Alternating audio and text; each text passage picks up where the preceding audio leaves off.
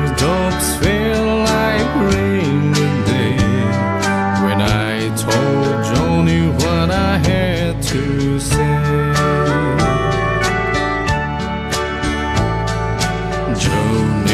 Johnny, please don't cry.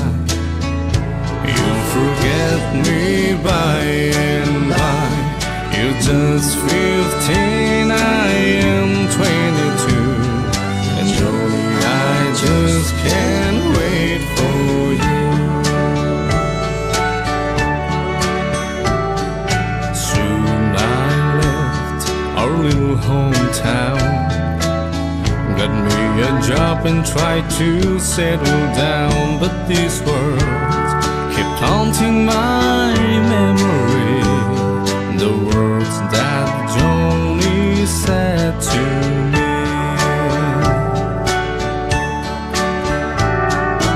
Johnny, please say you'll wait for me. I'll grow up someday and see, saving all my kisses just for you, signed with love forever true. I packed my clothes and I got a plan. I had to see Johnny, I had to explain how my heart was filled with her memory, and asked my Johnny if she'd marry me. I ran all the way to the house next door, but things weren't like they were before. My teardrops feel like rain that day when I heard what Johnny had to say. Jimmy, please don't cry. You'll forget me by and by. It's been 5 years since you've been gone. Jimmy, I married your best friend, John.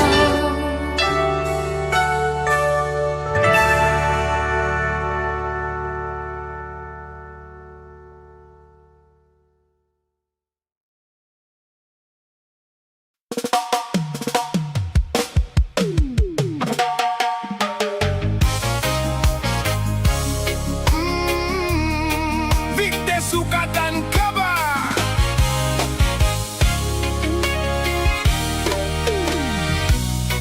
Iyahang love one ay silbi kay gibiyan siya sa iyang forever. Kay katong nagkuyog mi, nang hagit siya sa ako ag tagay. Kay kuno siya daw nabigo, naglibog iyang mind, sakit ang heart, waka move on. Mirisin napulan na sa iyang life, kay wanay inspiration. Maong sige na lang og tagay, kay wanay inspiration. Halain o permi, hutang tuba sa manang titi. Tuba kay mahal ang red horse.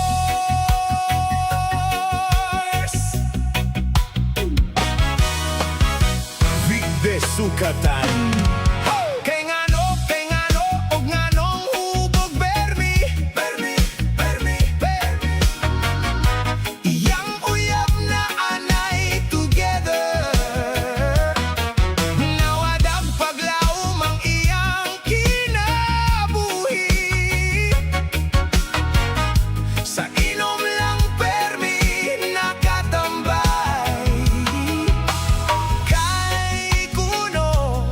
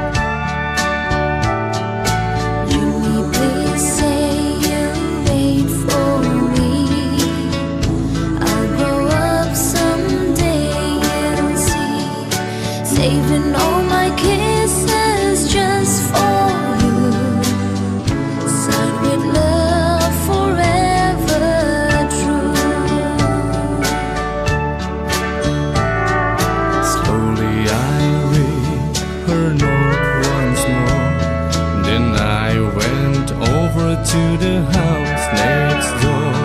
Her teardrops fell like rain today when I told Johnny what I had to say. Johnny, Johnny, please don't cry. You'll forget me by and by. You're just 15, I am 22. And Johnny, I just can't wait for you. Soon I left our little hometown, got me a job and tried to settle down. But these words kept haunting my memory, the words that Johnny said to me.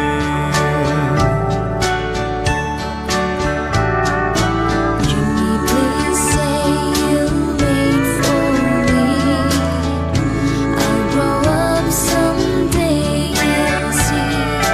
Saving all my kisses just for you. Signed with love forever true. I packed my clothes and I got a plan. I had to see Johnny, I had to explain how my heart was filled with her memory, and asked my Johnny if she'd marry me. I ran all the way to the house next door, but things weren't like they were before. My teardrops fell like rain that day when I heard what Johnny had to say. Jimmy, Jimmy, please don't cry. You'll forget me by and by. It's been 5 years since you've been gone. Jimmy, I married your best friend, John.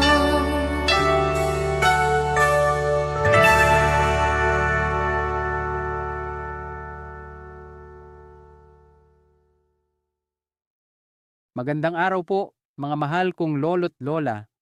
Ako po si Dr. Antonio Reyes mula sa Buhay Malusog Senior PH.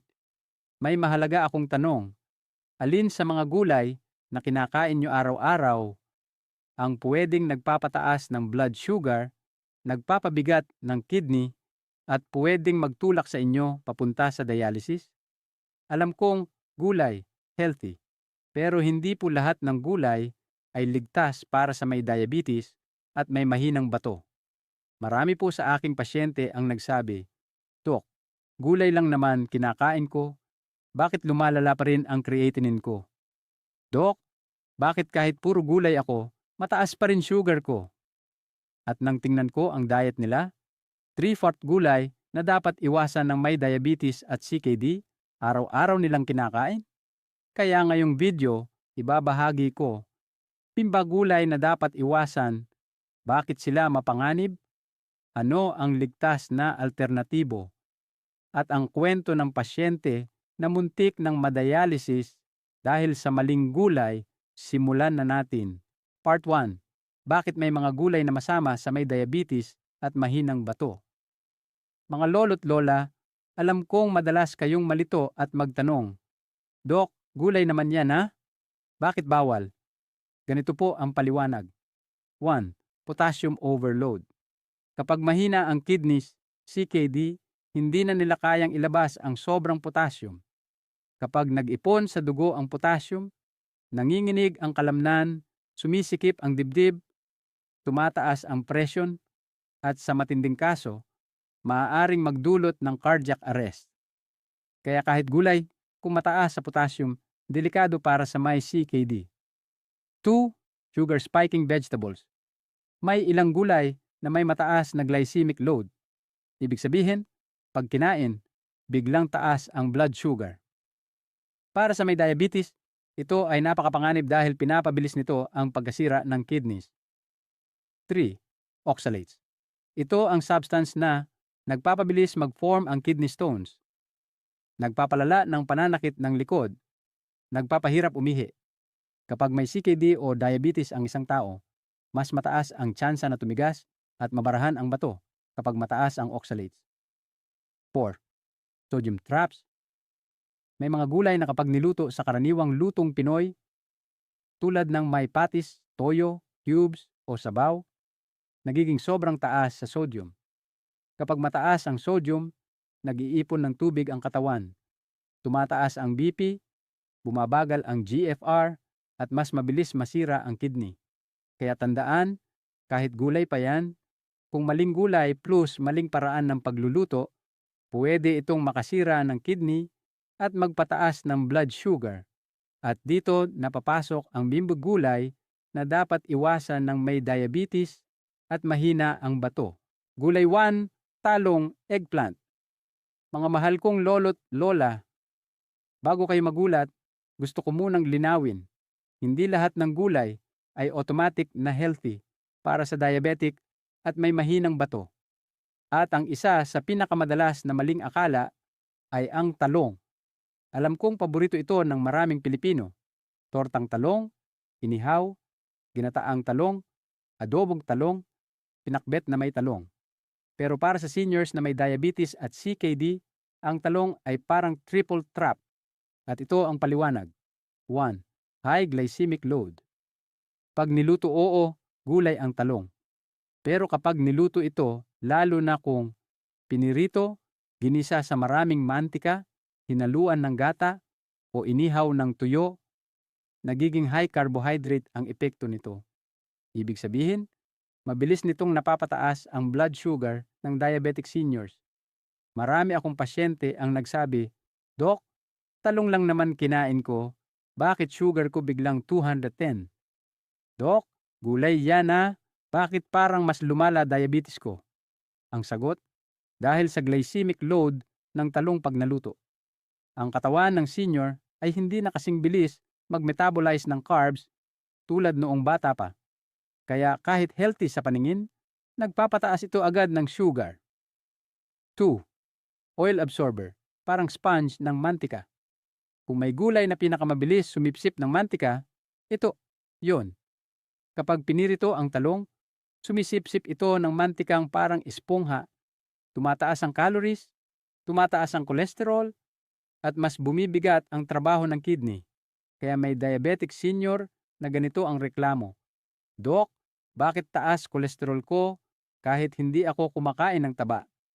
At nang tingnan ko, pagkain, tortang talong araw-araw. Dahil ang mantikang hinihigop ng talong ay napakarami, hindi nakikita, pero pumapatay ng kidney ng tahimik. 3. Moderate potassium, delikado sa CKD stage 3 to 4. Hindi man kasing taas ng saging, pakwan o kamote. Pero para sa may mahinang bato, kahit moderate potassium na gulay ay pwede nang magdulot ng panghihina, sikip ng dibdib, pagkahilo, at irregular heartbeat. Sa CKD kidneys, kahit kaunting sobra sa potassium, problema agad. Story, ang aral ni Lola Minda, 72. Si Lola Minda, taga Pampanga, araw-araw na kumakain ng tortang talong. Sabi niya, "Dok, gulay naman to, bakit high creatinine ako?" Ang labs niya, creatinine, 1.9. BP, 150/85.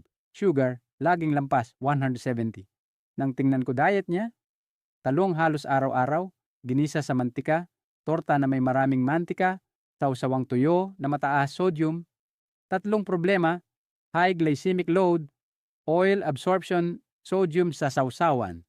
Kaya bumibigat ang kidney niya kahit gulay lang. Tinanggal namin ang talong for 6 weeks at pinalitan ng malunggay, kalabasa, sayote, pechay. Pagbalik niya, creatinine bumaba sa 1.6, sugar mas kontrolado, humina ang pananakit dibdib, mas magaan ang pakiramdam. Sabi niya, "Dok, hindi ko akalain na gulay pala ang nagpapataas ng creatinine ko." Bottom line. Para sa seniors na may Diabetes, mataas na creatinine, stage 2 for CKD. Ang talong ay hindi dapat araw-araw. Pwede, pero dapat bihira at hindi fried. Piliin ang mas kidney-friendly vegetables. Gulay 2, kangkong, water spinach. Marami po ang nagugulat kapag narinig nila ito. Pero totoo po, ang kangkong ay hindi ligtas para sa mga senior na may diabetes at mahinang bato. Bakit? Ganito po ang paliwanag. 1. Mataas sa oxalates, tagapagbuo ng kidney stones. Ang kangkong ay isa sa mga gulay na pinakamataas sa oxalates. At kapag mataas ang oxalates sa katawan, mabilis bumubuo ng calcium oxalate stones. Sumasakit ang tagiliran at ibabang likod. Humahabdi ang pag-ihi. Lumalala ang infection sa urinary tract. Para itong semento na dahan-dahang namumuo sa loob ng bato. At kung may diabetes plus CKD, mas mabilis itong lumalaki dahil mahina ang filtration ng kidney. Kaya kahit gulay siya, para sa may problema sa bato, delikadong delikado. 2. Pinapataas ang uric acid.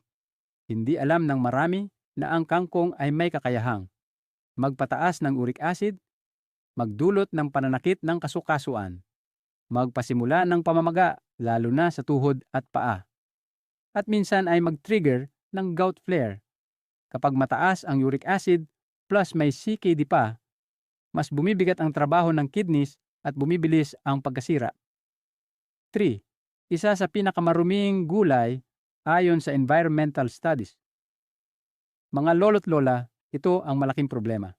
Ang kangkong ay madalas tumutubo sa kontaminadong tubig, estero, kanal, stagnant water, lugar na maraming bakterya at parasites. Kaya mataas ang tsansang magdala ito ng E. coli, bakterya na nagdudulot ng UTI, parasites na nagpapahirap sa kidney. Kapag nagka-UTI ang senior, mabilis itong kumakalat sa kidney at nagdudulot ng pyelonephritis na mabilis magpataas ng creatinine. Story. Ang karanasan ni Mang Eloy. Si Mang Eloy, 69 anyos, mahilig na mahilig sa adobong kangkong. Araw-araw halos ay kasama ito sa kanyang ulam. Tuwing iramang buwan, balik siya ng balik sa klinik dahil sa pananakit ng likod, hirap umihi at kidney stones na paulit-ulit bumabalik. Noong tinanong ko ang diet niya, isang halos araw-araw. Kaya inalis namin agad ang kangkong sa diet niya at pinalitan ng mas ligtas na gulay. Pagbalik niya after a few months, wala nang sumunod na kidney stone, lumiwanag ang ihi, bumaba ang creatinine, mas magaan ang pakiramdam. At sabi niya sa akin, "Dok, hindi ko inakalang gulay pala ang nagpapahirap sa bato ko."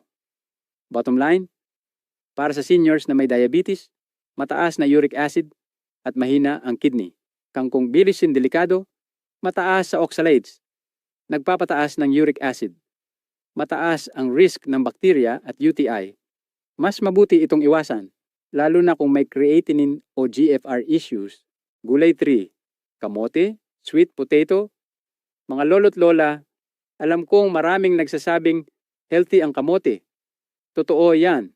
Para sa bata, para sa mas bata ang katawan, at para sa taong walang diabetes o problema sa bato. Pero para sa diabetic seniors at may mahina ang kidney, ang kamote ay pwedeng maging tahimik na panganib. 1. Mataas ang glycemic index, GI.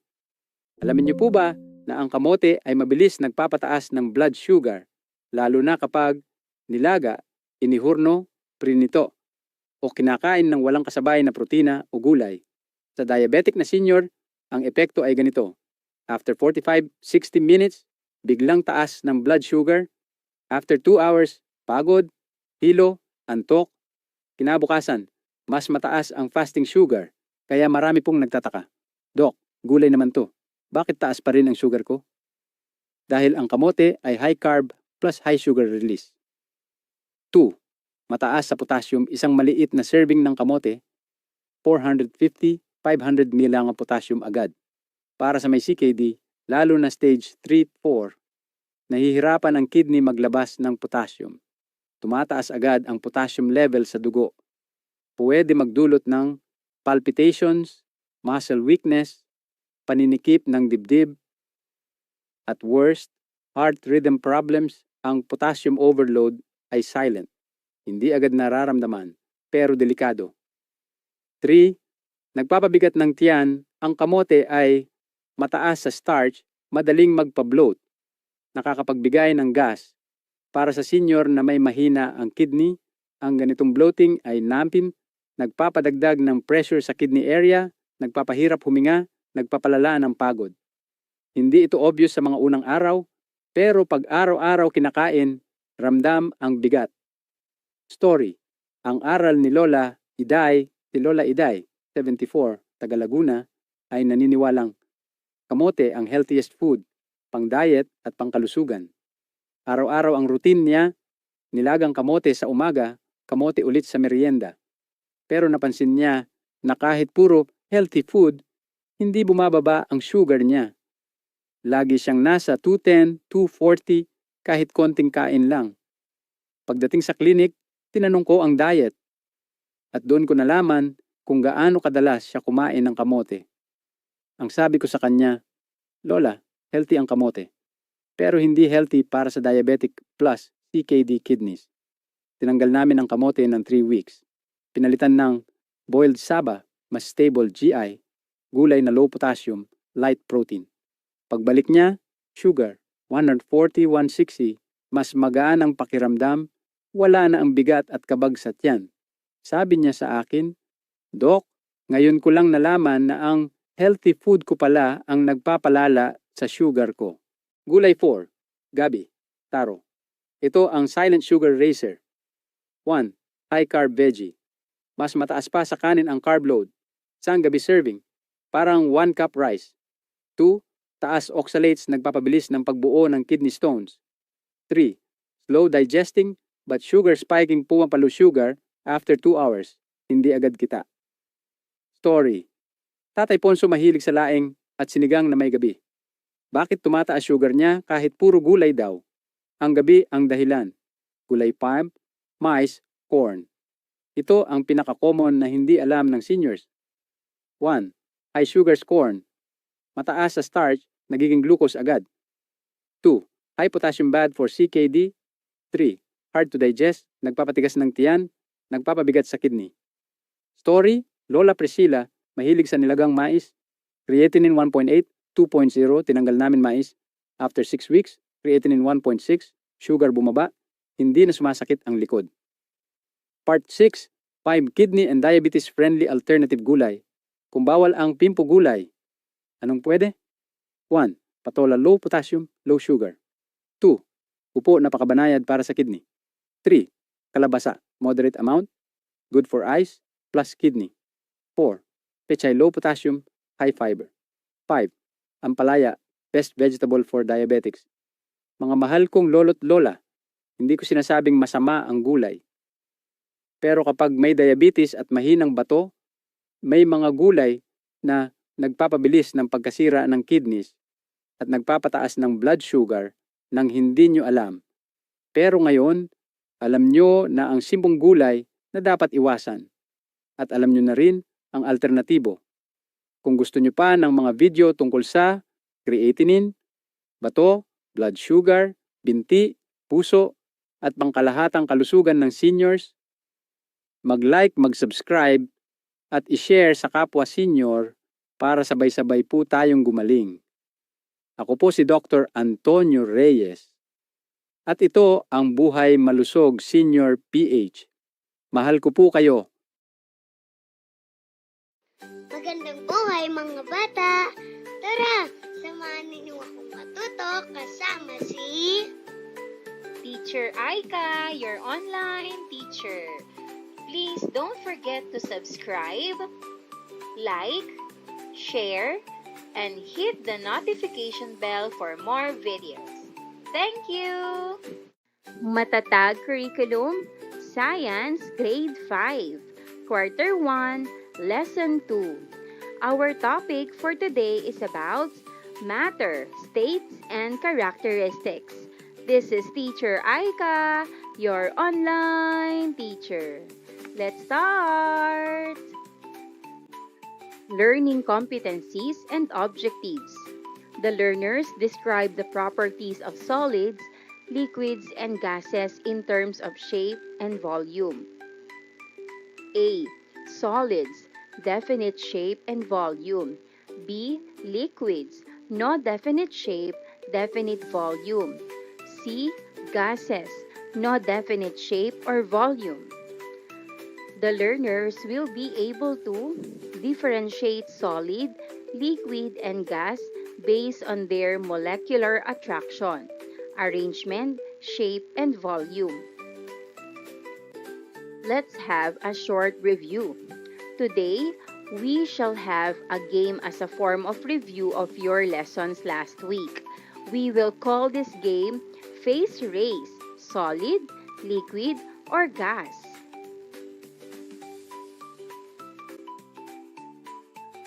Group game Phase Race, solid, liquid, or gas. Materials, 3 boxes of containers labeled solid, liquid, and gas. Various pictures of real small objects representing each phase of matter. Example, ice cube for solid, water for liquid, balloon for gas, and timer or stopwatch.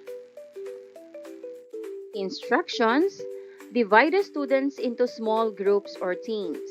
Explain to the students that their task is to sort the objects into the correct boxes based on their phase of matter. When you say go, one student from each team will race to pick up an object, identify its phase of matter, solid, liquid, or gas, and place it in the correct box. Once they've sorted an object, they should return to their team and tag the next player to go. The game continues until all objects have been sorted or a set time limit. Example, 3 minutes has been reached. Here are some questions that you need to answer. What makes an object a solid? How can you tell if something is a gas?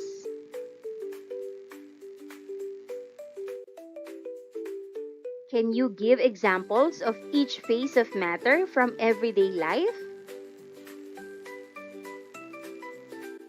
Last week, we explored the unique characteristics of matter and delved into its various phases. This week, we'll dive deeper into the fascinating world of matter that surrounds us every day. Through engaging activities, we'll further our understanding of the properties that define solids, liquids, and gases, empowering us to better appreciate and comprehend the world of materials around us. For you to understand our topics better, try to familiarize yourselves with these terms by arranging the jumbled letters to come up with the correct term being described. Our first jumbled word is umelov. This is the amount of shape occupied by an object or substance.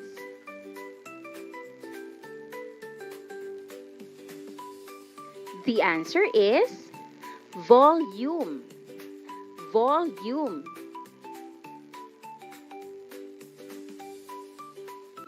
Second jumbled word.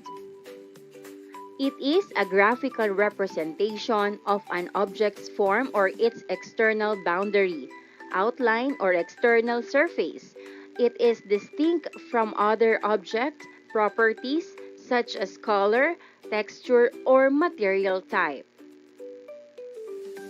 The answer is face. Face.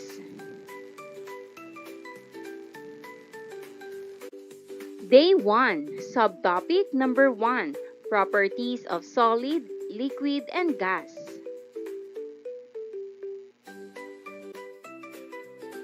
Let's have an activity. What are shown in the picture? Let's identify. A. Stones. B. Water. And C. Balloon filled with air.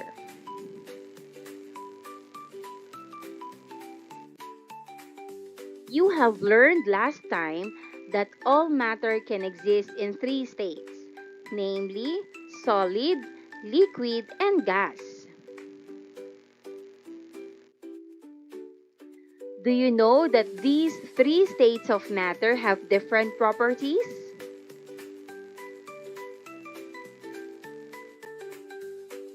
Do you want to know more about the properties of solids, liquids, and gases? Let us see what you think you know about the properties of matter and what you want to know about the properties of matter by filling up the table below. What you think you know, that's T. What you want to know, that's W. What you learned, L. And how you know, H. Day 2, subtopic number 1, properties of solid, liquid, and gas. Worked example, let's investigate. Team time, let's work together. We'll make 5 fun teams today. Each of you will get a special job and wear a color visor to match. Manager, red. The team boss keeps everyone working together. Speaker, blue, talks for the team when it's sharing time. D. Director, green, helps the team follow the steps and stay on track. Reports coordinator, yellow, writes down ideas and keeps notes neat. Put on your visor, do your job, and let's be a super team. Activity number 1, observing the shape of the three states of matter. Objectives. Describe the properties of solids, liquids, and gases in terms of shape.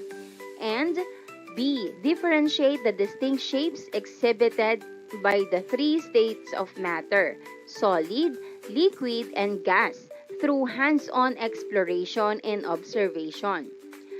Needed materials: a stone, water, 3 balloons. Instructions: gather and work in group. Together with your teammates, perform the activity. Here's the procedure. 1. Put the stone into the balloon and tie the top of the balloon, while the second balloon with water. Blow up the third balloon. Tie the mouth of the balloon. 2. Press the stone, water, and air in the balloon and observe the changes in their shape. 3. Based on your observations, answer the given questions. And 4. Share your findings with your classmates. Discuss how the shape of the three states of matter is similar or different. Here are the questions for our activity. A. What happened to the shape of the stone when you pressed it? B. What happened to the shape of the liquid when you pressed it? C. What happened to the shape of the gas in the balloon when you pressed it? D. What shape do solid, liquid, and gas have? And E. How similar or different is the shape of the three states of matter?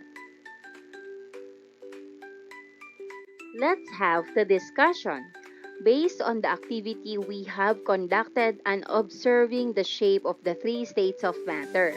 1. What property of matter was shown in the activity? Answer: shape is one of the properties of matter. 2. What happened to the shape of the stone when you pressed it? Answer, nothing happened. It remained the same. 3. What shape do solids have? Answer, a solid has a definite shape. The shape of the solid remains the same whether it is pressed or placed into different containers. For example, a stone will keep its shape whenever we press it or put it on a desk, or in a glass, or in a box. This means that the shape of a solid does not change. Solids have definite shapes. 4. What happened to the shape of the liquid when you pressed it? Answer, the liquid changes its shape when it is pressed. Liquid also changes its shape to match the shape of the containers. Liquid has an indefinite shape. The liquid changes its shape when it is pressed. Liquid also changes its shape to match the shape of the containers. For example, liquid takes the shape of the glass when it is poured into a glass. Liquid also changes its shape when it is spilled on a table. A liquid has no definite shape. 5. What happened to the gas in the balloon when you pressed it? Answer, the shape changed. The occupied volume changed as well. 6. What shape does gas have? Answer, gas has an indefinite shape. Gas changes its shape as it takes the shape of the container. If we fill differently shaped balloons with air, the air expands to fill the balloons and takes on different shapes. If the balloon bursts, air will escape and spread out. Day 3 to 4. Works example. Activity number 2, exploring volume as a property of solids, liquids, and gases. Objectives, describe the properties of solids, liquids, and gases in terms of volume, and differentiate the distinct volume exhibited by the three states of matter, solid, liquid, and gas, through hands-on exploration and observation. Materials needed: 3 clear containers, preferably of the same size and shape. Water, a few solid objects such as marbles, coins, or beads. A balloon, measuring cup, and marker or pen. Instructions: gather and work in a group. Together with your teammates, perform the activity. Procedure: 3. Inflate the balloon to a moderate size. 4. Observe and present your findings to the class. 5. Based on your observations, answer the following questions. A. Observing the volume of solids. A. Describe the solid objects you observed in the container. B. How did the solid objects fit into the container? Were there any gaps or spaces between them? C. Did the volume of the solid objects change when they were placed in the container compared to when they were outside the container? D.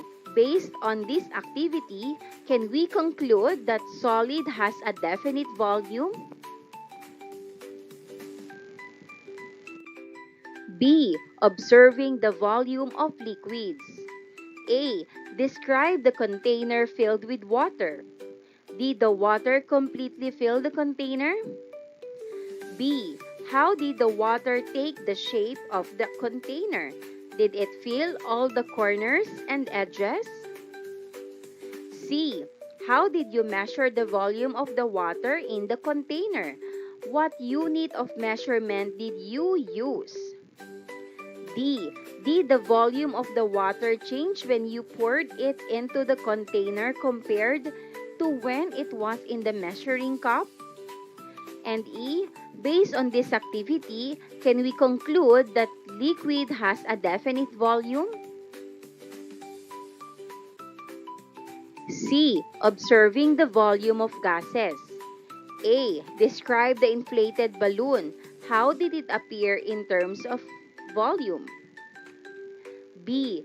Did the balloon completely fill with air? C.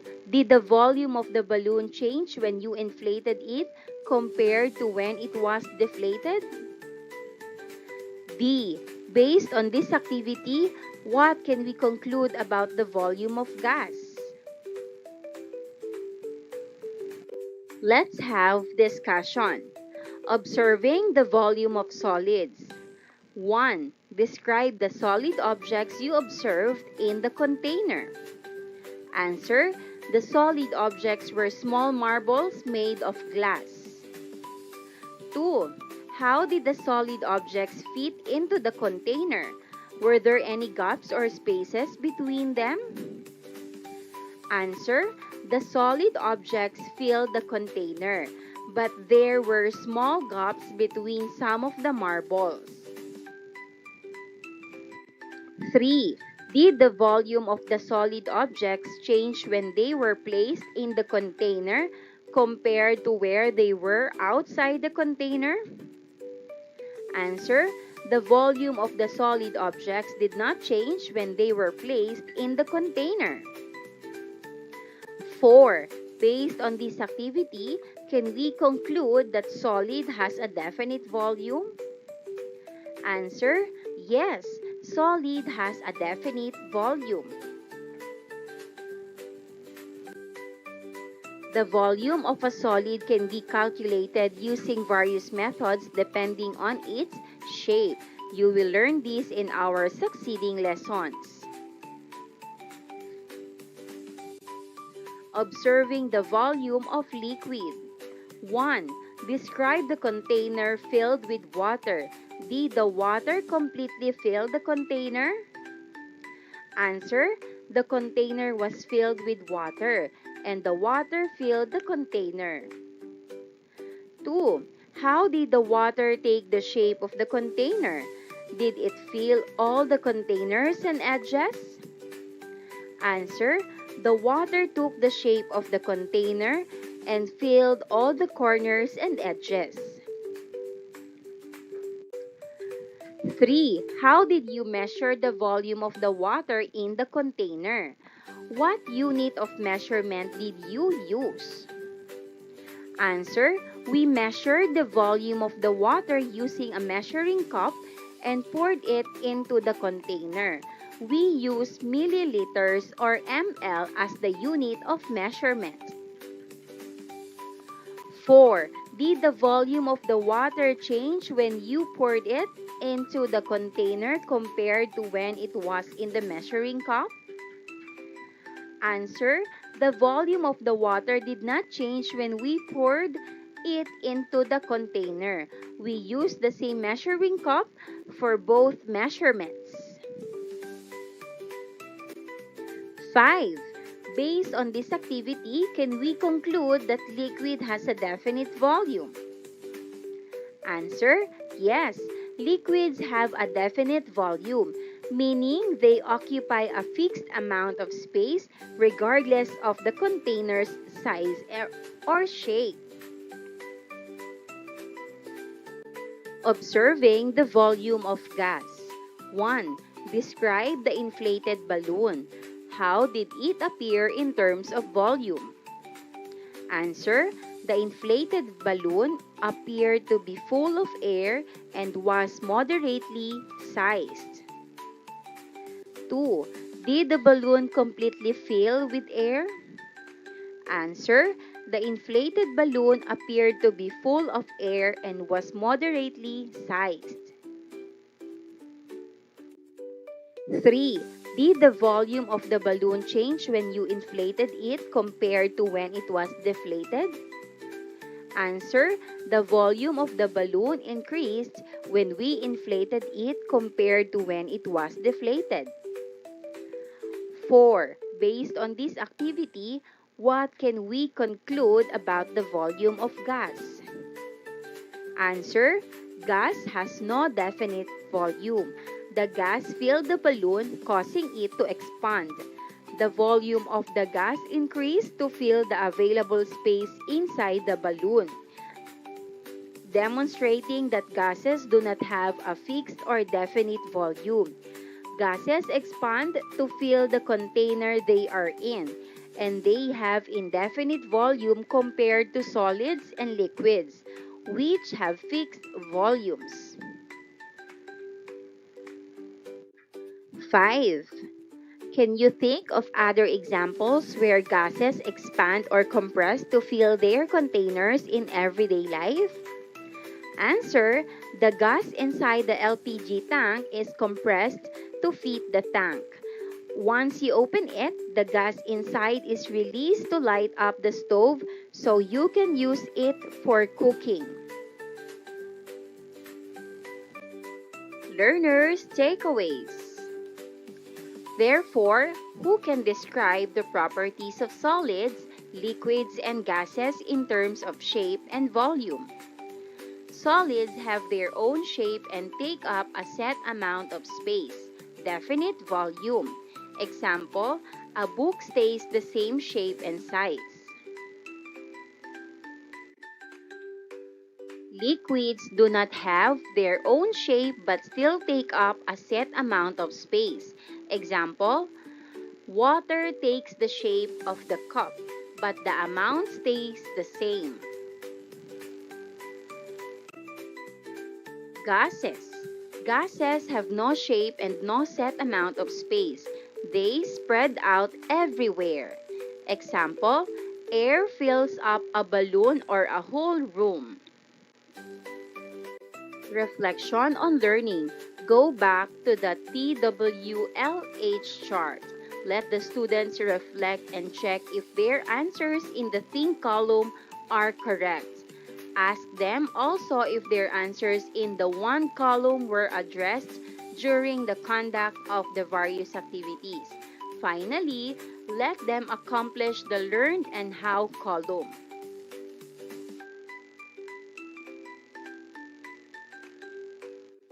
Formative Assessment, Part 1, Multiple Choice Questions.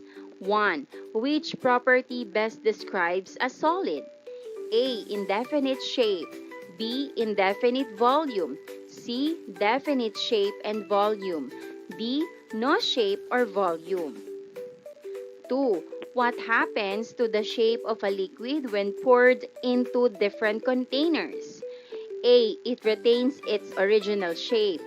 B. It changes to match the shape of the container. C. It expands to fill the container. Or D. It evaporates immediately.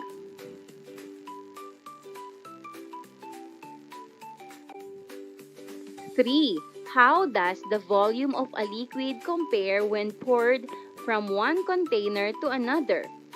A. It increases. B. It decreases. C. It remains the same. Or D. It becomes indefinite. 4. What shape does gas take when filled in differently shaped balloons? A. It retains its original shape. B. It takes the shape of the balloon. C. It expands outward. Or D. It becomes a liquid.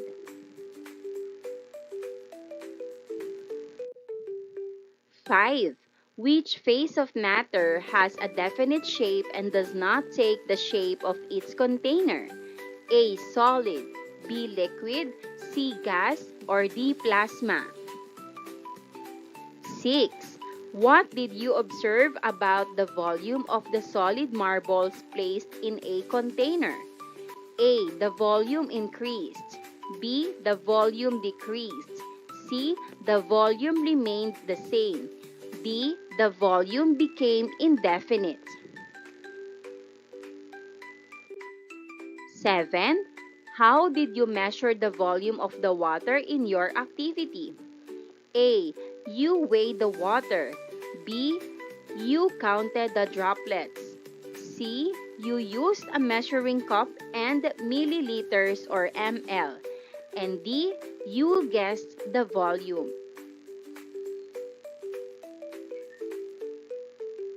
8. What can you conclude about the volume of gas based on the balloon activity? A. Gas has a definite volume. B. Gas has an indefinite volume. C. Gas has a definite volume. D. Gas occupies the least space. 9. Which phase of matter can be expanded or compressed to fill its container? A. Solid. B. Liquid. C. Gas. Or D. Plasma. 10. What happens to the volume of a gas when it is compressed? A. It increases. B. It decreases. C. It remains the same. D. It becomes a solid. Part 2, situation-based questions. 1. Situation. Sarah has a glass of juice that she forgot to drink and left it on the table overnight. When she checked it the next morning, the level of juice in the glass had decreased. What happened to the volume of the juice? A. It increased. B. It decreased. C. It remained the same. Or D. It evaporated completely. Situation number 2. James has a balloon filled with air. He decided to squeeze the balloon gently.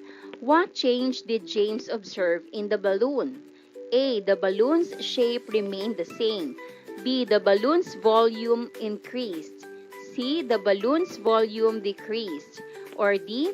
The balloon's volume remained the same. And here's the formative assessment answers. Part 1. 1. C. 2. B. 3. C. 4. B. 5. A. 6. C. 7. C. 8. B. 9. C. And 10. B. Part 2. 1. B. 2. C.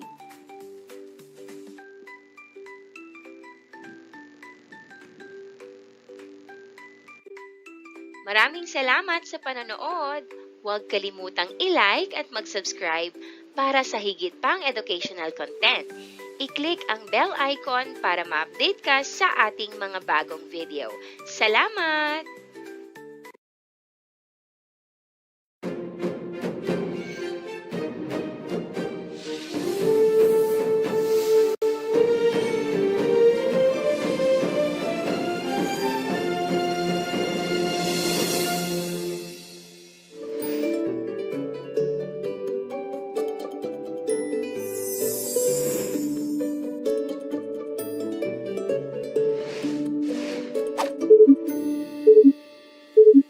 ASEAN terrific day to you kids.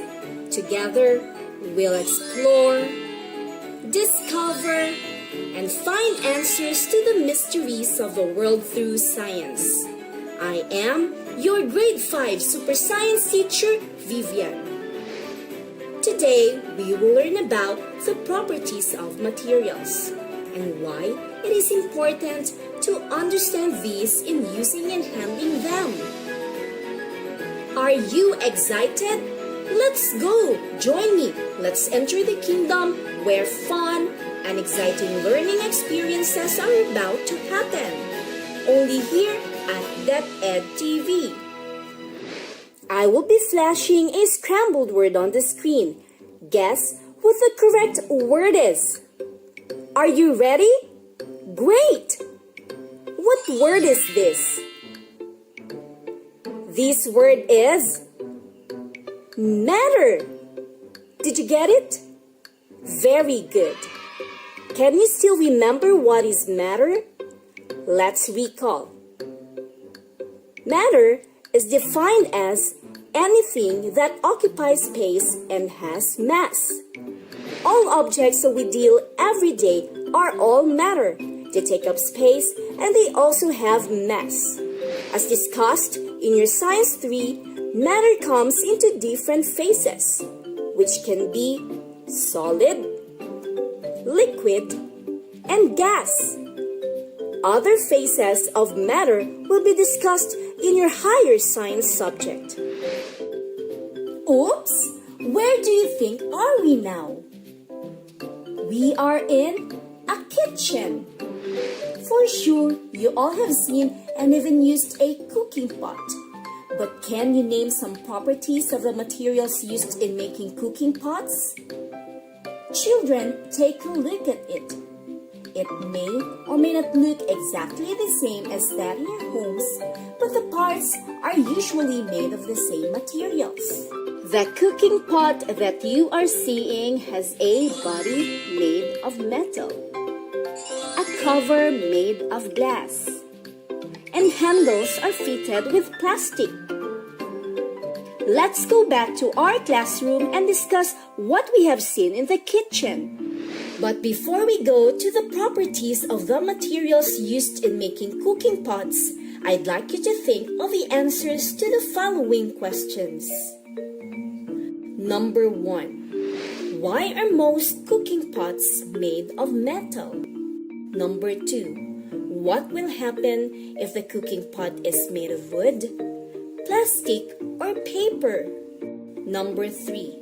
What will happen if the cooking pot is made of concrete, which is a mixture of cement, water, and sand?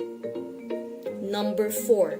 Why are the handles of the cooking pot fitted with plastic? Number 5.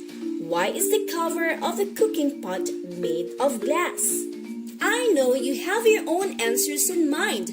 Before we check, let us know first what properties mean and its two kinds. Properties are the external and internal characteristics of an object. There are two kinds of properties of matter. First, we have the physical properties that refer to the characteristics of matter that can be observed or measured without changing its composition. Some examples are malleability, flexibility, brittleness, elasticity, waterproofness, and thermal conductivity. The second one is the chemical properties that refer to the internal composition of matter that can be measured and observed when matter undergoes change to become an entirely different substance. Some examples are toxicity, reactivity, flammability, and combustibility. Did you get it? More of that as we continue with our discussion. Let's check your answers and watch out for the terms that relate to the properties of materials. Are you ready? Let's go back to question number 1. Why are most cooking pots are made of metal? Most cooking pots are made of metal because unlike wood, glass, or plastic, metals can be hammered into different shapes without breaking. This property of metals that makes them easy to shape, such as the cooking pot's body, is called malleability. Cooking usually involves water as an ingredient, and metal, like glass and plastic, are waterproof. This property that enables the metal cooking pot to prevent the liquid ingredients of what is being cooked from leaking refers to its waterproofness. Let's discuss your answer for question number 2. What will happen the cooking pot is made of wood, plastic, or paper.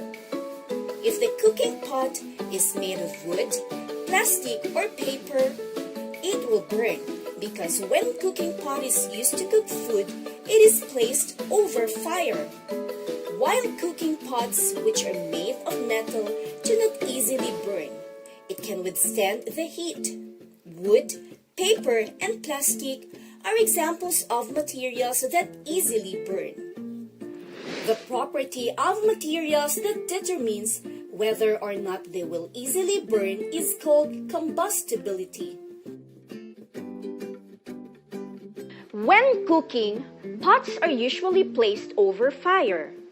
Metals can withstand the heat, and metals allow the heat from the fire to pass through into what is being cooked. The property of materials that determines whether or not heat can easily pass through the material is called thermal conductivity.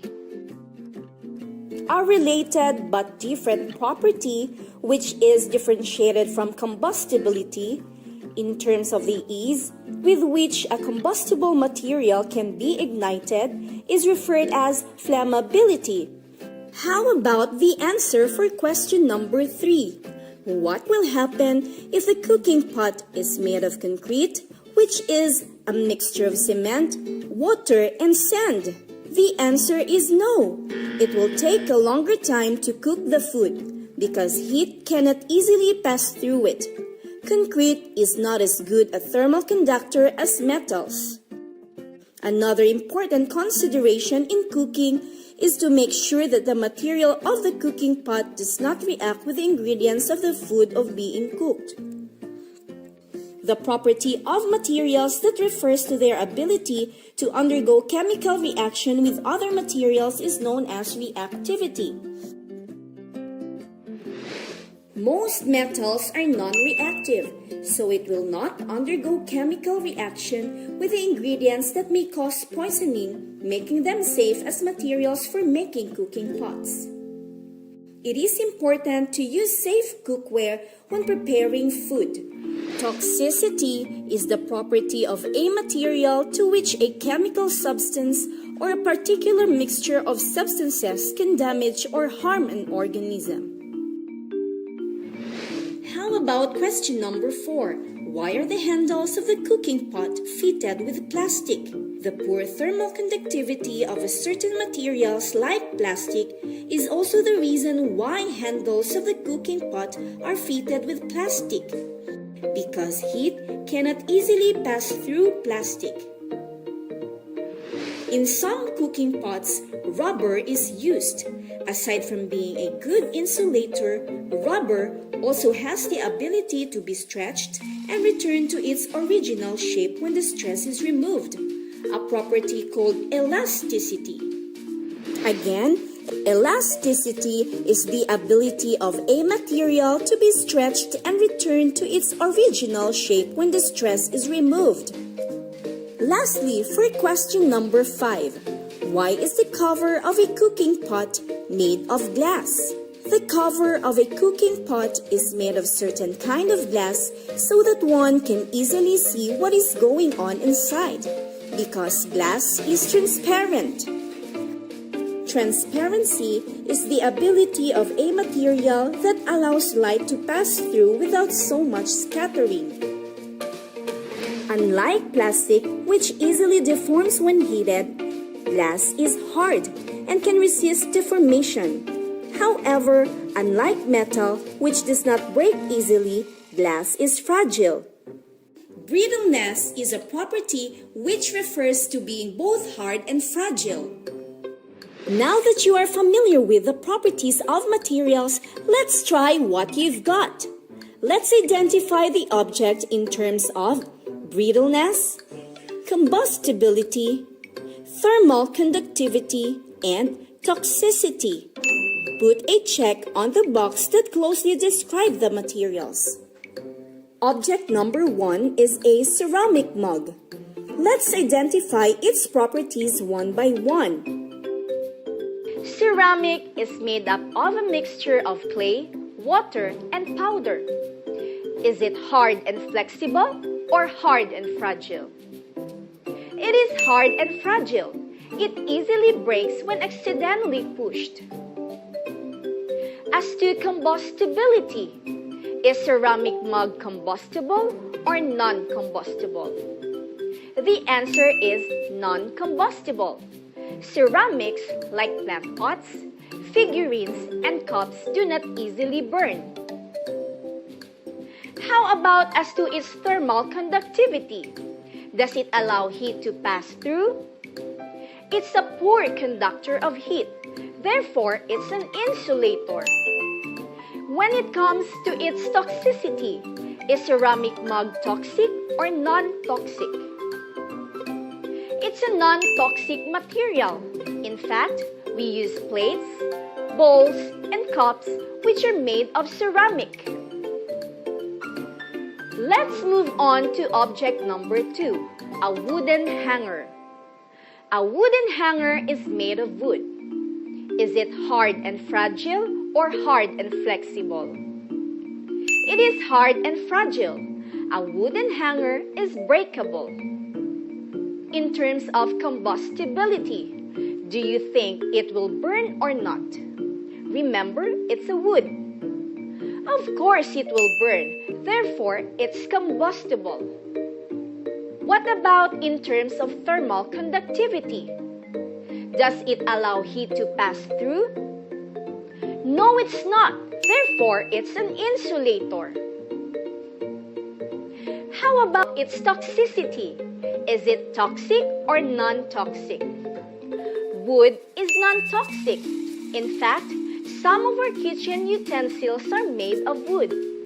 And for the last object, we have a mineral plastic bottle. Is it hard and fragile or hard and flexible? It is hard and flexible.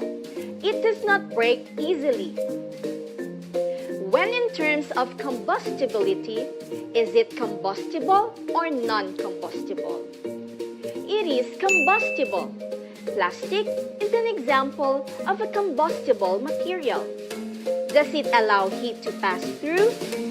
It is not a good conductor of heat. Therefore, it's an insulator.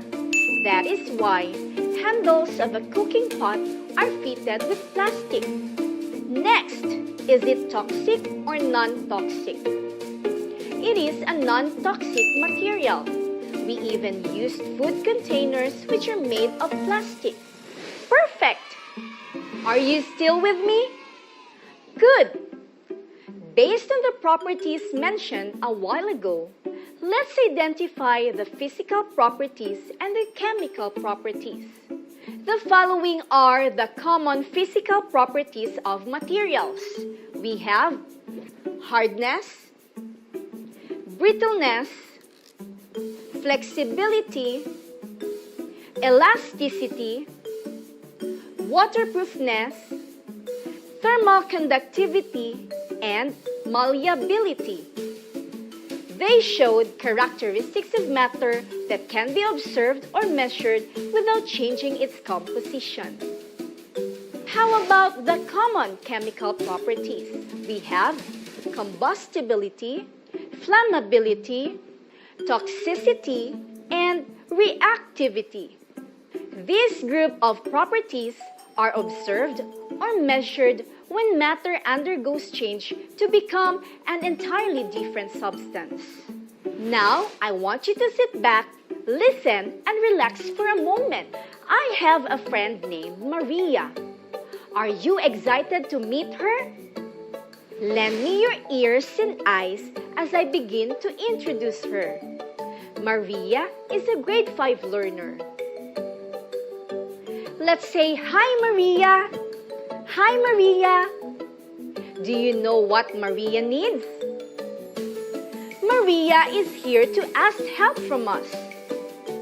She needs help in making her assignment. I want to help Maria. Would you want to help her too? Is it a yes? Very good. Her assignment goes this way. If you were to make a toy, what would you want to make And what materials would you use so that it will be safe to play and durable at the same time?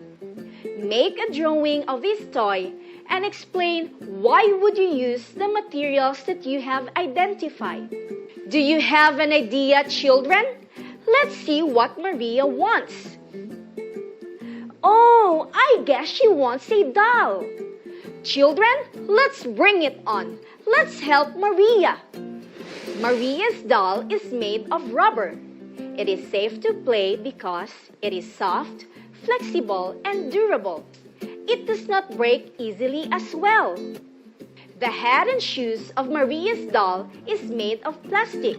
It is flexible and waterproof. The dress of Maria's doll is made of cloth, which is soft so that when it tears, she can just sew it. When it's dirty or has stain, she can just wash it. Now, let's give this to Maria. How was that, children? Did you enjoy helping Maria? If you are, give me a smile. Before we end this lesson, let's try to test yourself. Read each question carefully and choose the letter of the correct answer. Number 1. Which common property is evident when crown caps or tenson can be hammered into sheets to make a doormat or an improvised tambourine? A. Elasticity. B. Flexibility. C. Hardness. D. Malleability. Number 2. Why cooking pots are not made of wood, plastic, or paper?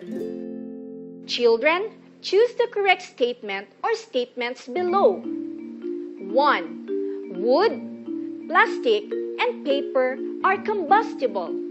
They will burn when placed over fire. 2. Papers will absorb water and easily get wet. 3. Plastics will melt when exposed to too much heat. 4. Woods are not good conductors of heat. It will not cook the food. A. 1 only. B. 2 and 3. C. 2, 3, and 4. D. 1, 2, 3, and 4. Number 3. Which solid material below is a good thermal conductor? A. Aluminum foil. B. Paper. C. Plastic bottle. D. Wine glass. Number 4. Which of the following solid materials has the ability to be stretched and can return to its original shape when stress is removed? A. Mirror. B. Rubber band. C. Sponge. D. Wood. Number 5. Which of the following properties describes the ability of a material to resist pressure that may cause deformation or change in shape? A. Malleability. B. Elasticity. C. Flexibility. D. Hardness. Are you done? Let's check your answer. Number 1. If your answer is letter D, malleability, you are correct. Malleability is the ability of a material that can be hammered into sheets without breaking. Number 2. If your answer is letter D, statements 1, 2, 3, and 4 are all correct. That's another point for you. Cooking pots are not made of wood, plastic, or paper because they are combustible. They will burn when placed over fire. Number 3. If your answer is letter A, aluminum foil, you are correct. That is because metals like aluminum are good conductors of heat. They absorb heat very easily. Number 4. If your answer is letter B, rubber band, you are correct. Rubber band has the ability to be stretched and return to its original shape when the stress is removed. Lastly, we go to number 5. If you answered letter D, hardness, perfect! You got it right. Hardness is the ability of a material to resist pressure that may cause deformation or change in shape. Did you get a perfect score? Wow! Let's all clap for ourselves. You did a great job. That's the end of our lesson. I hope you've learned something new today. This is your grade 5 super science teacher, Vivian. Always remember, make it a habit to study. It works. Till next time, bye!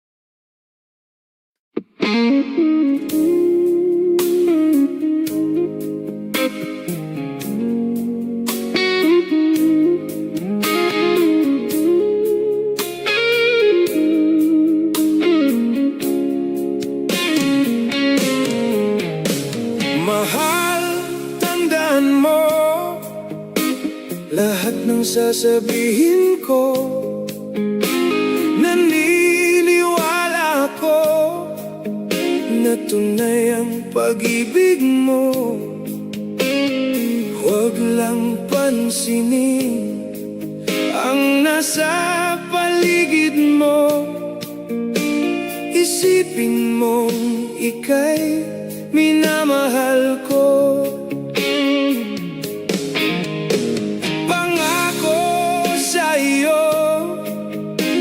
Hinding-hindi magbabago. Mahal, iwaksi mo, pangambang puso mo. Walang mahalaga, kundi ikaw lamang giliw. Tanging ikaw lamang ang buhay ko.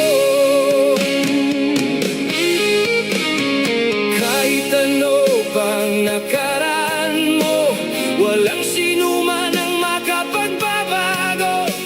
Tapat ang pagmamahal ko, sa'yo giliw ko. Kahit ano pang sabihin nila, hindi ito hadlang sa hangarin ko. Wagas na pag-ibig, sigaw ng puso ko.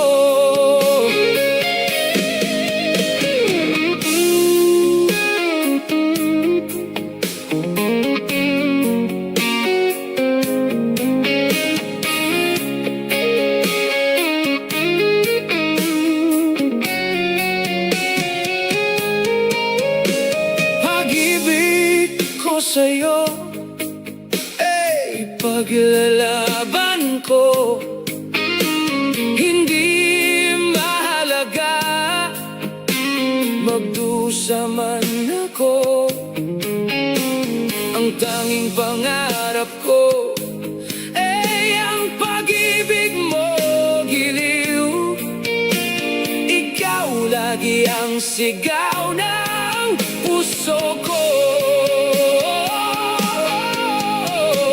Kahit ano pang nakaraan mo, walang sino man ang makapagbabago. Tapat ang pagmamahal ko, sa'yo giliw ko.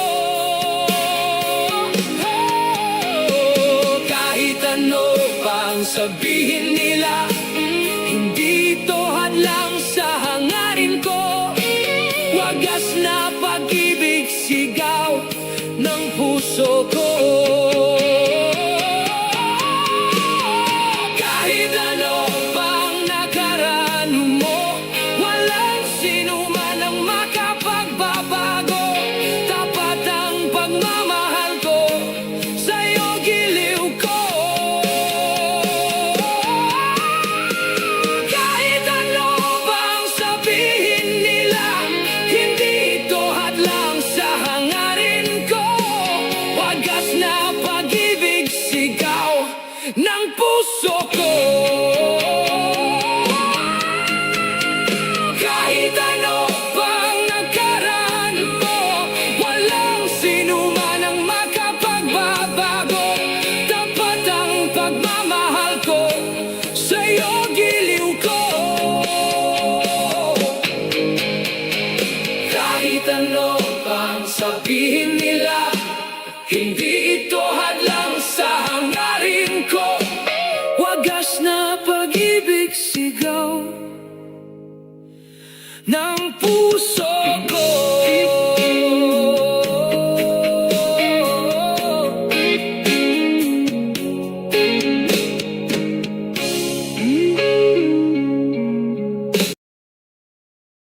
Topic po natin, mga kakaibang senyales ng diabetes na hindi nyo pa alam, tuturo natin.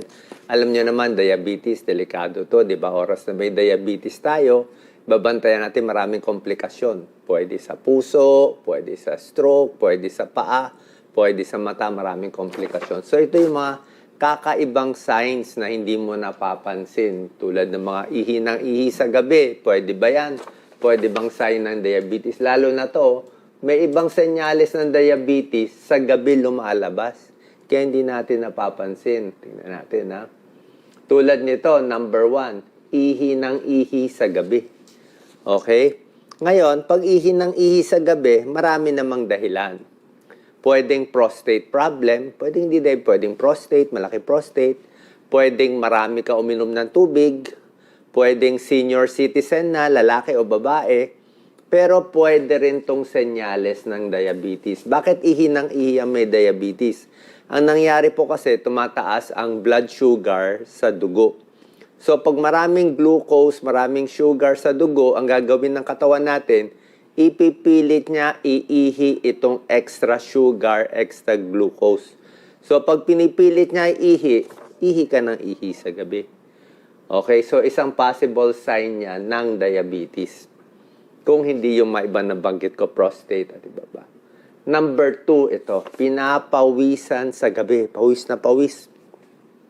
Maraming dahilan ng pagpapapawis. Baka mainit yung panahon, pinapawisan ka. Pwede sa babae menopause, di ba? Pinapawisan. Mga hyperthyroid, pinapawisan din. Pero, isang possible cause ng pagpapawis sa gabi ay mababa ang blood sugar. Lalo na kung meron kayong maintenance sa diabetes, possible, natutulog ka, bumabagsak yung blood sugar mo, hypoglycemia, kaya pinapawisan ka. Okay, dapat i-adjust yung gamot, di ba? Kasi sa umaga, pwede mo check blood sugar, gabi, hindi mo ma-check eh. Di ba? Kung duda ka na baka mababa blood sugar, di kain ka konti, kain ka ng saging, o kain ka ng cracker o tinapay para tumaas-taas ang sugar. Number 3, signs sa gabi na possible sa diabetes, restless leg syndrome. Ibig sabihin, pag natutulog sa gabi, hindi nila mapigilan, galaw ng galaw yung paa. Parang kinukuryente ang paa. nangangati ang paa, sumasakit ang paa, humihilab, nangangati, parang may humihila, parang maraming langgam na naglalakad sa paa. Restless leg syndrome yan. Ngayon, merong ibang sakit. Isang ibang sakit sa nerves na nagkokos ng restless leg syndrome. Pero, possible din na diabetes. Yung mga diabetes na mataas yung blood sugar, nasisira yung nerves eh. So, pag yung nerve sa paa nasira, peripheral neuropathy yan. Diabetic peripheral neuropathy, pag nasira yung nerves, bukod sa manhid, mahina pakiramdam, pwede masugat, pwede ka rin magkaroon nitong restless leg syndrome. So, pa-check din ang blood sugar. Ito, mga kakaiba to lahat. Number 4, sleep apnea. Hilik ng hilik sa gabi. Tapos pag hilik, biglang titigil ang hininga. Sa lakas ng hilik, tumitigil ang hininga. Yan, okay? Possible ba yan sa diabetes? Tama po, possible. Una-una, pag diabetic kasi, usually overweight sila. So pag diabetic, overweight, mataba sila, mataba dito sa leeg, pwede sila umabot dito sa snoring at sleep apnea. Pero, possible din na wala kayong diabetes. Wala kayong diabetes. Ang problem nyo lang, ito, paghilik at sleep apnea, nagbabara lang yung lalamunan. Pwedeng malaki leeg o makapal yung mga laman dito sa lalamunan natin. Ngayon, pag nag-umpisa ka sa sleep apnea, pwede rin magdulot ng diabetes. Paano mangyayari yon? Sleep apnea, ibig sabihin, kulang ka sa oxygen. Kulang sa oxygen katawan mo, dadami carbon dioxide, mahihirapan yung katawan. Pag nahirapan yung katawan, magkakaroon na ng insulin resistance, hindi nagagana yung insulin, tataas na yung blood sugar mo. Pag tumaas, so pwedeng yan ang umpisa, hilik ng hilik, overweight, magdudulot ng diabetes. Tapos yung diabetes, lalo ka mag-overweight, lalong lalala to. So papacheck tayo sa pulmonologist, kailangan magpapayat, merong mga technique, pwedeng side ang tulog o yung iba nilalagyan ng CPAP machine, yung machine na para makatulong sa kanila sa paghinga. Number 5, ito, madaling araw, ito okay blood sugar niya, 2 a.m. Ito, dilat siya. Nighttime hypoglycemia. Sobrang gutom, sobrang nginig sa gabi. Kasi nga, pag natutulog tayo, pwedeng bumaba ang blood sugar. Ano ang low blood sugar? Less than 70. Minsan, pag tulog, bababa pa ng less than 55. Di ba? Mamaya, makomatose pa. Pag umaga, bumaba ang blood sugar, alam mo yun. Di ba? Inom ka ng Coke, ng soft drinks, di ba? Tapos pa-check mo blood sugar mo. Pero, pag sa gabi nangyari, hindi mo mamamalayan eh. Yan ang problem. Di ba? So, pwede ka kumain something para malaman mo. Pwede mo i-adjust yung gamot mo. Hindi kasi ito napapansin. So, possible, kung may gamot ka sa diabetes, i-adjust. Or yung kain mo. Baka masyado maaga kain mo. Like ako, kain ko alas 6 ng gabi. Diba? Baka gugutumin na. So, pwedeng kain ka maaga. Pag mga 8 o'clock, meron kang konting extra kain, kahit maliit na tinapay, para hindi ka gugutumin sa gabi. Yan, night time. Ito, ayon sa isang pag-aaral, yung pagbagsak ng blood sugar, 50% nangyayari sa gabi. So, common to. Number 6, uhaw na uhaw pag madaling araw. Okay, sa gabi. Ito po, minsan, nakikita ko to sa maraming pasyente, ang unang sintomas ng diabetes, hindi yung mga mamanhid, yung yung sugat, hindi gumagaling. Late yun, mga late signs. Ang early sign, ng pinaka-early sign ng diabetes, uhaw. Laging dry mouth, laging uhaw. Mas obvious pa pag gabi. Okay? Bakit? Kasi pag mataas ang blood sugar mo, di ba, mataas ang blood sugar, pipilitin ng katawan ilabas yung blood sugar. So, ihi ka ng ihi. Diba? Tulad na sinabi ko, isang sintomas, ihi. Pag ihi ka ng ihi, madi-dehydrate ka. Kukulangin ka ng tubig, uuhawin ka. Matutuyo ang lalamunan mo. Kaya mapipilitan ka uminom ng tubig. Diba? So, pwede yan. Okay? Number 7. Comment po kayo, baka ito ba yung first symptom nyo? Nighttime cramps. Okay? Halos lahat ng tao makaka-experience ng cramps. Halos lahat. Okay? Pagdating ng 60 years old nga, marami. Madalas magka-cramps. Ako, madalas rin ako magka-cramps. Ngayon, maraming ibang causes ng cramps, ha? Pwedeng dahil sa mababa potassium mo, kain ka ng saging, nagka-cramps. Pwedeng dehydrated ka, kaya ka nagka-cramps. Pwedeng napagod ka, naglakad ka ng malayo, nagtrabaho ka, kaya ka ng cramps. Pwede nalamigan ng aircon, nagkaroon ka ng cramps. Pero, pwede rin diabetes. Okay, ano connection ng diabetes sa cramps? Tulad na sinabi ko, complication ng diabetes, nasisira ang nerves. Diabetic peripheral neuropathy. So, pag nasira ang nerves, pwede mag-cramps. Pag dehydrated, kasi mataas ang blood sugar, magka-cramps ka din.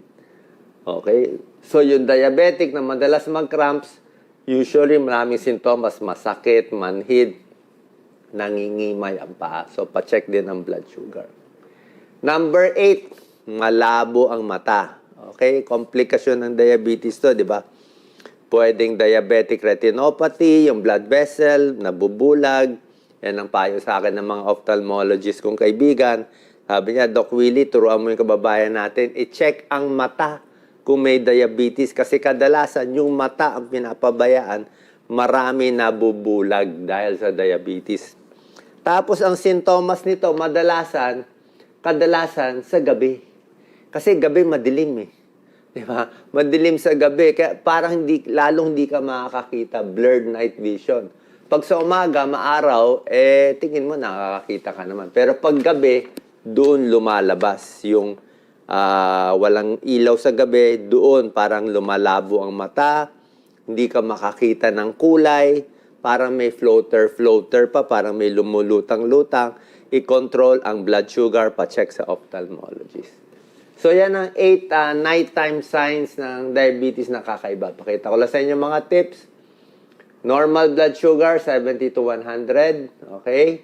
Pag ang blood sugar nyo, 101 to 125 milligrams per DL, mild diabetes na yan. Papunta na sa diabetes. Pag 125 pataas, diabetes na yan. Okay? Paano iiwas? Siyempre, pagkain, exercise, gamot, at blood test. Yung 4 talaga.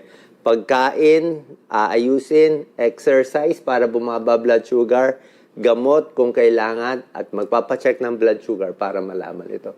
Gusto mo bumaba? Galaw-galaw.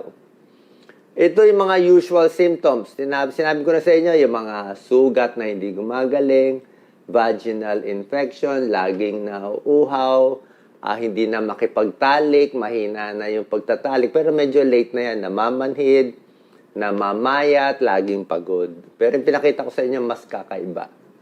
Maraming komplikasyon ng diabetes, pwede ma-stroke, masira ipin, masira nerves, ma-heart attack, mata mabulag, pati glaucoma, at ito pinakadelikado pa, kidney failure at dialysis.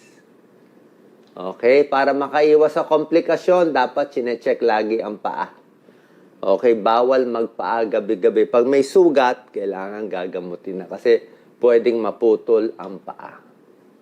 Pag may nakita ko sa barangay na putol ang paa, 99% diabetic na yan. Okay?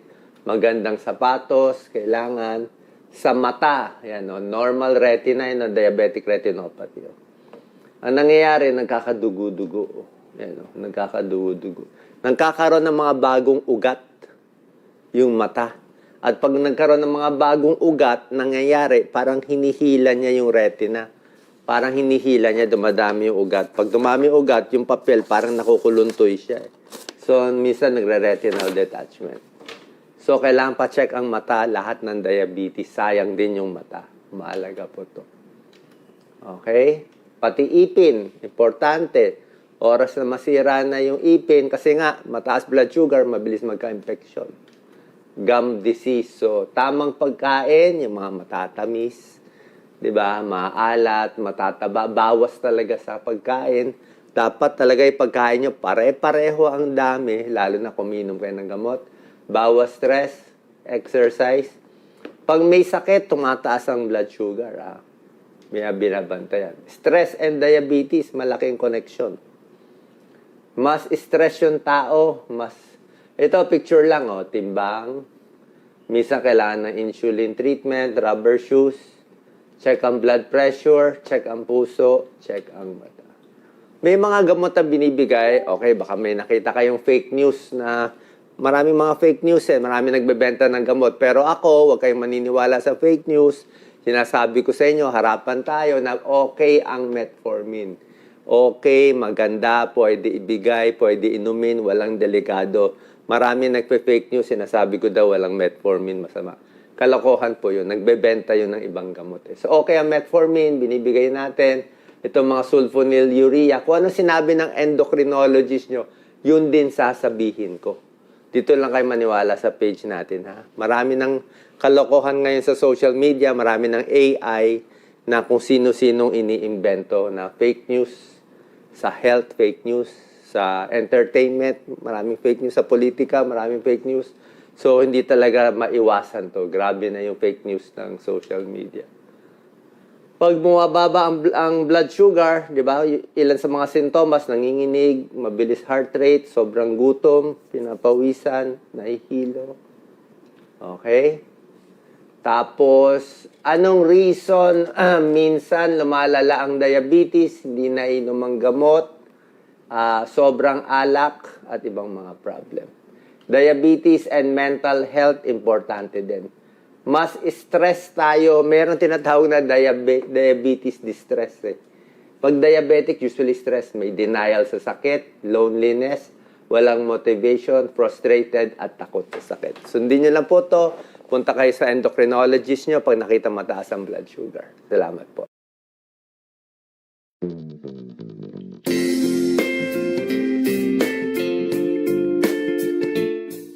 Talakayin natin ang iba't ibang simple machines. Ano ang ginagamit mo kung gusto mong maggupit ng papel? O kaya ay magbukas ng bote ng soft drinks? O maghiwa ng prutas? Paano nga ba nakakatulong ang mga bagay na ginagamit natin? Pag naghiwa ka ng mga prutas o gulay, o kaya naman ay magbukas ka ng lata o bote ng soft drinks, gumagamit tayo ng simple machines. Lahat tayo ay gumagamit ng simple machine araw-araw. Kahit ikaw ay nasa paaralan, sa iba't ibang industriya, at kahit sa kusina ka man ay gumagamit ka ng simple machine. Ang mga klinik at ospital nga ay gumagamit ng machines para mahusay nilang mapagsilbihan ng mga tao. Ang mga kotse, barko, at eroplano nga ay machines na ginagamit sa pagbiyahe ng mga tao sa malalayong lugar. At sa totoo lang, mahirap ang pamumuhay ng tao kung walang machines. Ang mga makina na pinapagana ng kuryente o dimotor o kahit mga simpleng makina na pinapagana ng tao ay nakakatulong para mapadali ang trabaho ng tao.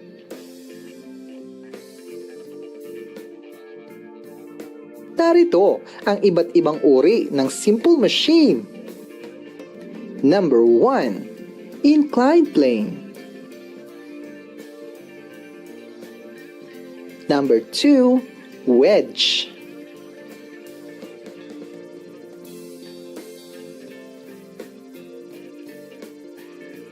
Number 3. Screw.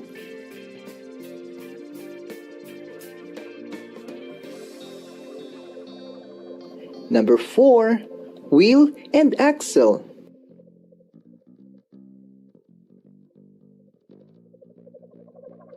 Number 5, pulley.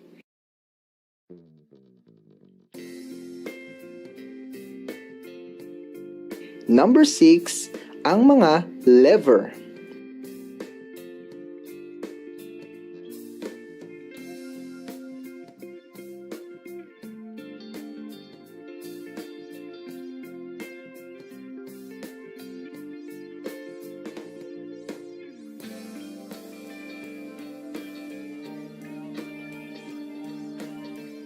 kaya mong gumupit ng papel gamit ang mga gunting. Kaya mo ring pagdugtungin ang dalawang kahoy gamit ang martilyo at pako.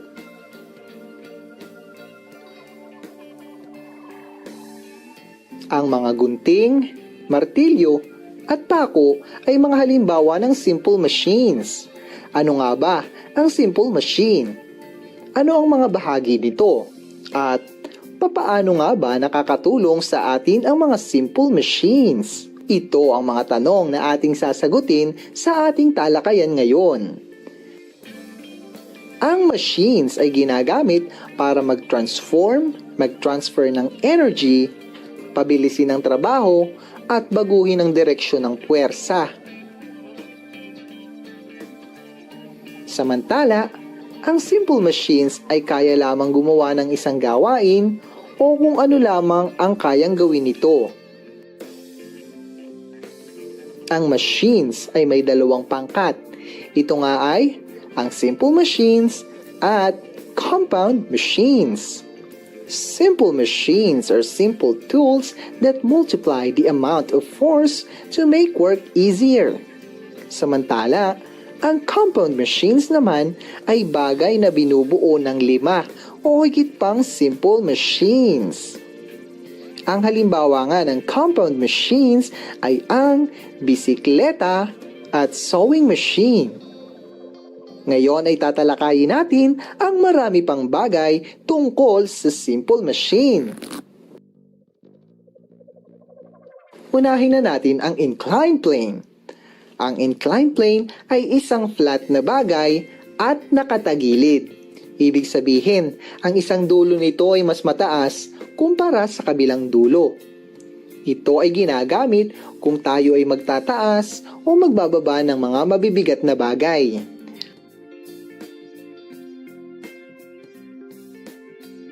Ang inclined plane ay bumabawas sa puwersang inilalaan. Binabago rin ito ang direksyon ng puwersa mula pantay sa pagiging tagilid o pagkakaroon ng anggulo ng plane.